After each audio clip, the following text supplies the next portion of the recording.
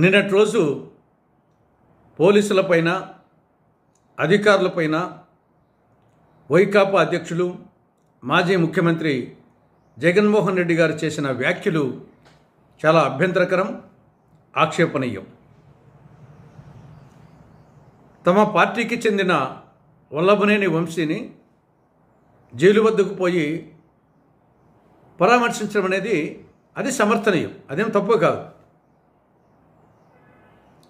తమ పార్టీ వాడు కష్టాల్లో ఉన్నప్పుడు అతను ఎటువంటి వాడైనా ఒకవేళ తప్పు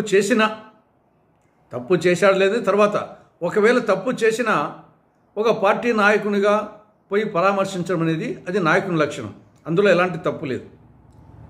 కానీ అది ఏదో అక్రమ కేసు అయినట్టు, వల్లభనేని వంశీ చాలా సచ్చీలుడైనట్టు,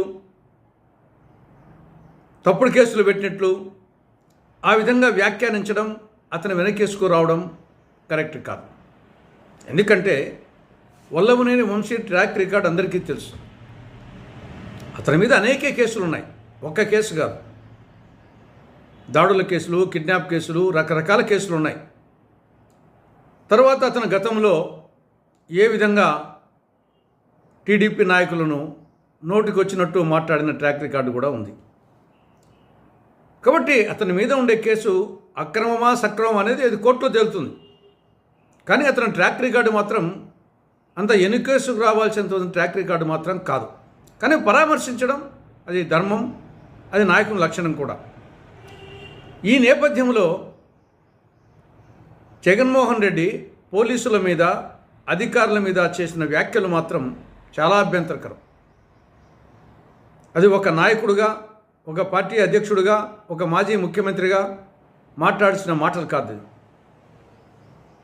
ఒకవేళ పోలీసులు కానీ అధికారులు కానీ తప్పు చేస్తే వాళ్ళను సున్నితంగానే మీరు మీ పని మీరు చేయండి, అన్యాయం చేయొద్దు, ఎల్లకాలం ఈ పార్టీనే ఉండదు, మేము వచ్చినప్పుడు చట్టపరంగా చర్యలు తీసుకుంటాం అని చెప్తే అర్థం ఉంది. కానీ అలా కాకుండా ఒకవేళ రిటైర్డ్ అయిపోయినా, సప్త సముద్రాలు దాటినా వాళ్ళను తీసుకొచ్చి నడి రోడ్డు మీద బట్టలు ఉడిదీసి నిలబెడతాం, ఇలాంటి మాటలు మాట్లాడడం అనేది అది ఏమాత్రం సహేతుకం కాదు. అది జగన్మోహన్ రెడ్డి మాట్లాడినా, ఎవరు మాట్లాడినా అది కరెక్ట్ కాదు. ఇది నోటి దూల కింద వస్తుంది, నోటి దురుసుతనం కింద వస్తుంది. ఒక విధంగా చెప్పాలంటే మురిగే కుక్కలు కరవవు, కరిసే కుక్కలు మొరగవు అనేది